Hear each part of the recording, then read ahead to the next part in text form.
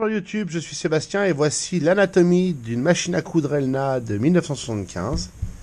Elle s'ouvre avec le petit loquet sur le dessus, qu'il faut lever assez fort puisque ça ouvre le capot du haut et celui de devant en même temps.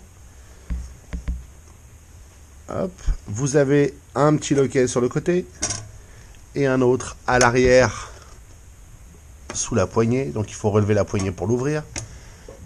Et voilà, vous avez une machine à coudre Elna dépliée. De droite à gauche, on trouve la pédale avec un bouton tout simple qui contient plusieurs vitesses à l'intérieur selon la pression que vous mettez dessus.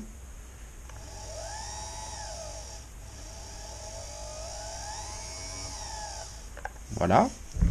Nous avons en bas le bouton pour la lampe. Au-dessus, le mode d'utilisation du moteur. Quand on ne s'en sert pas, systématiquement on la remet sur 0. Le moteur est débrayé, ça vous évitera d'avoir à payer une fortune, une pièce en caoutchouc qui n'en vaut pas la peine. Quand on veut s'en servir, on la met sur couture, c'est 3 tirets. Et on a aussi le mode pour enrouler la bobine, ou quand on l'utilise, ça fait tourner le petit moteur en haut. Enfin le petit axe en haut. Cet axe qui est donc celui de la bobine. Je vais la remettre sur couture, ce sera plus simple pour l'instant. Mais donc, si on va enrouler une canette de fil pour aller en bas, on la met là-dessus. Trou vers le haut, donc comme ceci. Et puis on enlève comme ceci. Toujours les trous vers le haut. Si vous n'avez pas de trou avec la vôtre symétrique, c'est pas grave. Les trous vers le haut permettent, quand elle est dedans, de voir combien de fil il reste. C'est ça le truc en fait. Ça n'a pas d'autre impact. Ensuite, on trouve ce petit axe extensible, selon la taille de la bobine de fil que vous voulez mettre dessus. En haut, on a de quoi ranger un certain nombre de petits accessoires, pieds, autres joyeusetés. On a aussi ceci, qui nous sert à passer le fil. Je ferai une vidéo spécifique vous expliquant comment l'utiliser. Mais donc, quand on coud, on peut théoriquement fermer, mais traditionnellement, on laisse ouvert. Ensuite, là, nous avons l'avancement du pied en dessous, à quel point il va avancer. Vous allez le voir avancer, je vais rembrayer le moteur. On va mettre de la lumière. Vous allez voir que si j'appuie, vous le voyez avancer beaucoup. Si je le mets sur 0, il n'avance pas du tout. Et si je le mets en marche arrière, donc c'est à l'inverse de 0, il part dans l'autre sens.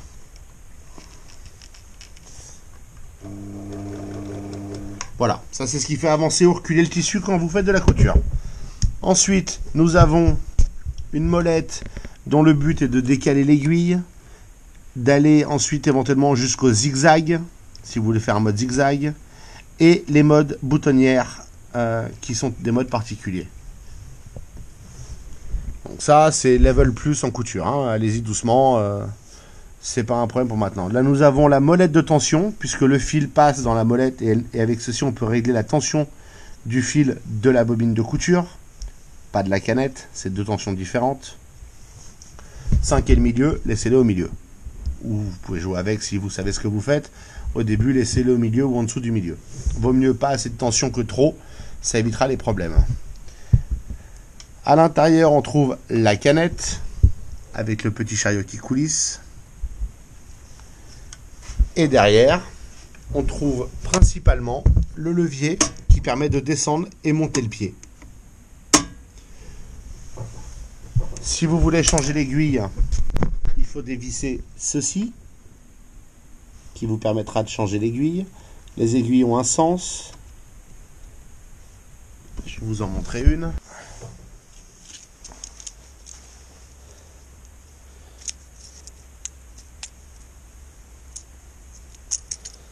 Elles ont un plat d'un côté qui va à l'arrière. C'est aussi simple que ça. La tête a un plat d'un côté qui va à l'arrière.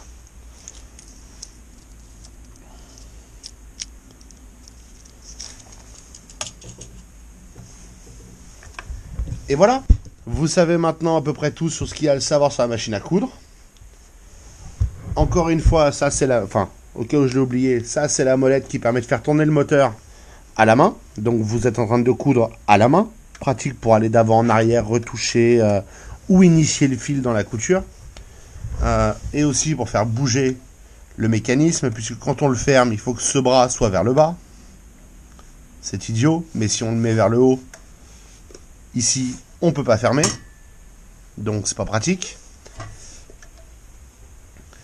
Et donc comme on a fini de jouer, on met la molette sur 0, on éteint la lumière, on referme le petit morceau là. Ça sert à rien de refermer, de reverrouiller le clapet du haut parce qu'il va se rouvrir quand on va refermer. On met ça et après on appuie et c'est fermé. Et on a une machine portable.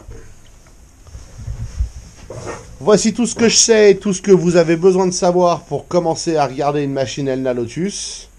Celle-là est de 1975, c'est une ZZ donc zigzag. Il y a d'autres modèles avec des variations, des options en plus ou en moins. Et ça varie selon les années. Mais maintenant, vous avez les bases. Merci d'avoir suivi cette vidéo, j'espère qu'elle vous aura été utile et vous aura intéressé. Si c'est le cas, pensez à vous abonner et à la liker. Et puis si vous avez des questions ou des remarques, les commentaires sont là pour ça.